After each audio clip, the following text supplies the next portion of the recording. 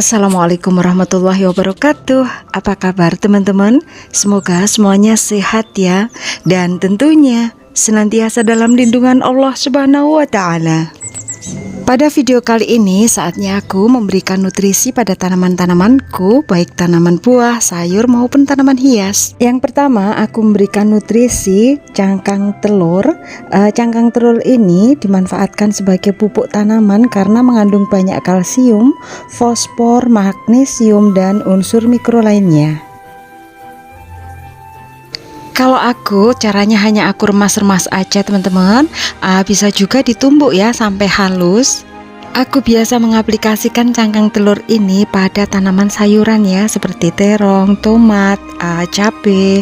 Kayak ini terong ini. Media tanam yang paling atas itu kami jungkit-jungkit gitu agar lebih gembur. Kemudian cangkang telurnya biar juga bercampur. Selanjutnya kita tutup dengan media tanam yang baru. Jadi ini sekalian aku menambahkan media tanam ya, karena memang media tanam yang ada di polybag itu hanya setengah polybag aja. Bisa juga remasan cangkang telur ini diletakkan di media tanam paling atas. Itu bisa berfungsi sebagai mulsa dan juga untuk menghalau siput. Karena kan kadang-kadang siput, bekicot itu kan mematikan tanaman kita kan, dia menghabiskan tanaman kita. Kalau ada cangkang telur di atasnya, mereka nggak mau menginjak cangkang telur itu.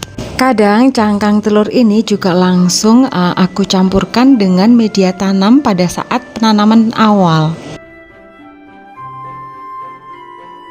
Nutrisi berikutnya akan aku berikan itu vetsin atau micin atau MSG. Kebetulan aku pakai Ajinomoto, bukan Endos ya teman-teman, karena memang ini yang aku pakai.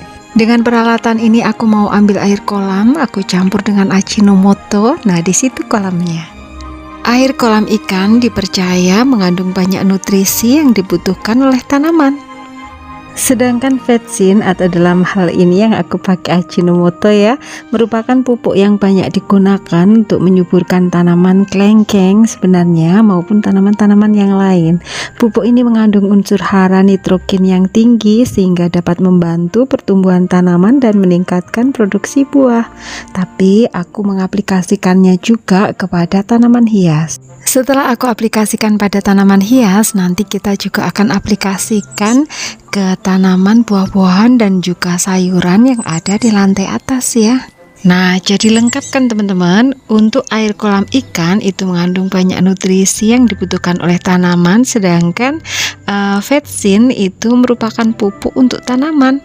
Jadi teman-teman silahkan mencoba ya, tapi jangan sering-sering juga mengaplikasikan vetsinnya ya. Kalau aku sih jaraknya lama-lama teman-teman, mungkin sekitar 3 bulan sekali. Kalau air kolam ikan mah bebas dipakai kapan aja bisa. Nah, sekarang Ajinomoto ini akan kami aplikasikan di tanaman buah-buahan dan juga sayuran yang ada di lantai atas. Ini kami sudah berada di lantai 2 rumah aku. 2 sendok makan vetsin ini kami larutkan ke dalam air yang ada di dalam timba besar ini teman-teman. Ini ukuran timbanya berapa ya kira-kira? Aku nggak ngukur, pokoknya segitu itu besarnya.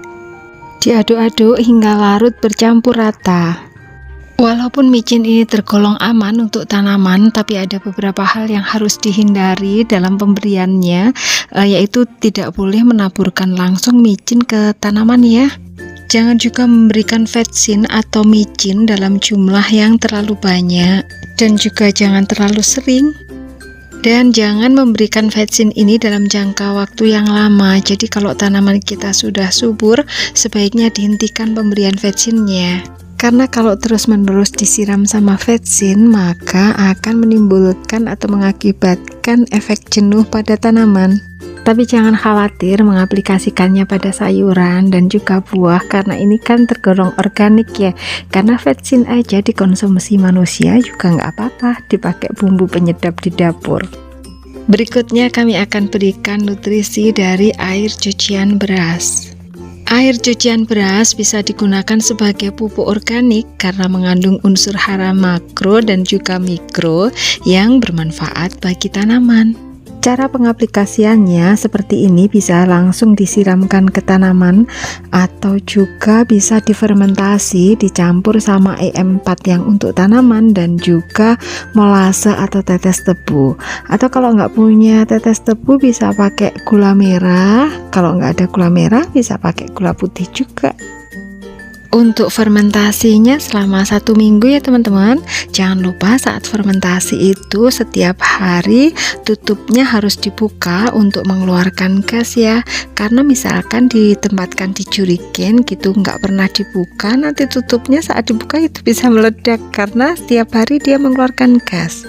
Dapat segini, alhamdulillah. Oh ya teman-teman, untuk EM4 nya itu pakai yang botolnya warna kuning ya, EM4 yang untuk tanaman kayak gini. Nah ini, nah air cucian beras ini langsung akan aku aplikasikan, aku siramkan ke tanaman hias juga. Teman-teman bisa menyiramkannya secara bergantian setiap harinya. Misalkan kalau hari ini yang disiram itu kelompok tanaman yang sebelah timur, besoknya kelompok tanaman sebelah barat, besoknya lagi kelompok tanaman sebelah selatan dan sebagainya. Jadi terus bergantian.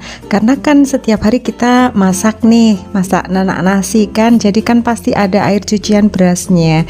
Jadi kita bisa aplikasikan setiap hari, cuman tanamannya yang harus ganti-ganti ya. Sebagaimana sering aku sampaikan dalam video-video aku, bahwa memang aku menanam semuanya, baik tanaman hias, sayuran maupun buah-buahan itu secara organik ya teman-teman.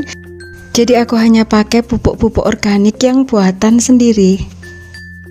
Berikutnya akan kami aplikasikan juga MOL atau POC dari rendaman kulit bawang merah dan bawang putih. Ini sudah kami fermentasi lumayan lama ya teman-teman. 1 timba kecil ini nanti akan kami campur dengan air di timba besar atau di bak besar yang ada di lantai atas ya.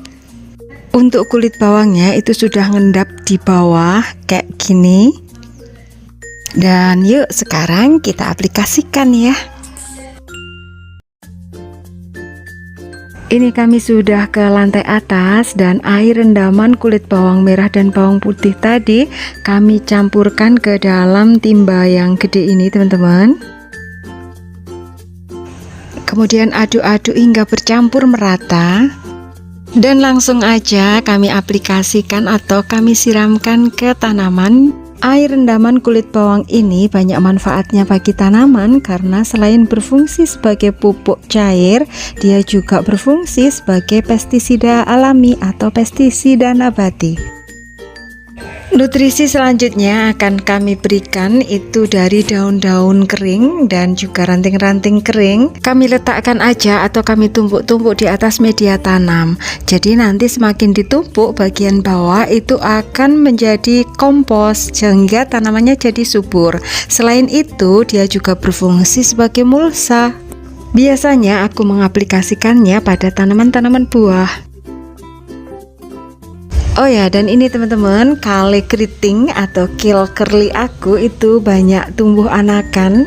Nanti akan kami potek, kami tancapkan untuk ditanam. Karena sekitar 2 minggu sebelumnya itu aku sudah menancapkan anakan. Ini sudah tumbuh dengan bagus. Jadi nanti yang anakan-anakan yang masih di induknya ini sudah mulai panjang-panjang akan kami ambil. Jadi aneka kale atau juga kembang kol ini kalau sudah tumbuh anakannya di batang-batangnya atau tunas baru ya, nanti bisa dipotek dan ditancapkan langsung. Jadi tidak perlu menanam dari benih atau biji ya, sehingga tanaman kita itu langsung bisa tumbuh besar. Alhamdulillah ini sudah kami ambil, sudah kami sempal dari induknya dan langsung aja kami tanam ya. Ini menggunakan media tanam bekas. Gampang kok, insya Allah mereka bisa numbuh dengan baik. Subur-subur ya kamu. Bismillahirrahmanirrahim.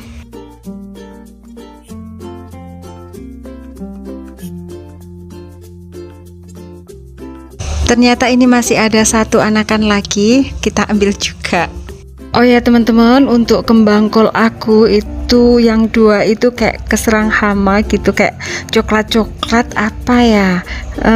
Jadi nanti akan aku potong aja semuanya, termasuk yang anakan atau tunas kembang kol ini nanti kita ambil juga, kita tancapkan yang kayak kale curly tadi ya.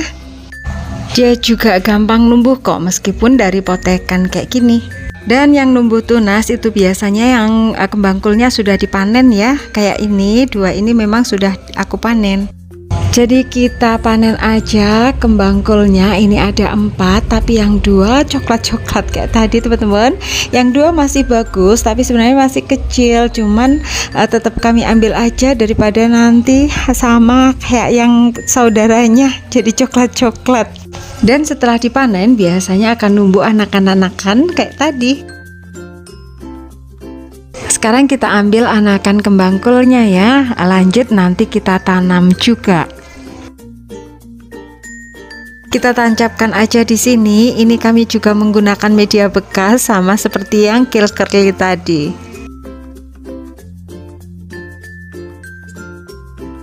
Tahap berikutnya jangan lupa disiram ya. Nah, itu tadi kegiatan kami memberikan nutrisi pada tanaman. Terima kasih sudah menonton, semoga teman-teman suka ya. Dan semoga video ini bermanfaat. Jangan lupa like, komen, share, subscribe, dan juga aktifkan tombol loncengnya. Terima kasih. Wassalamualaikum warahmatullahi wabarakatuh.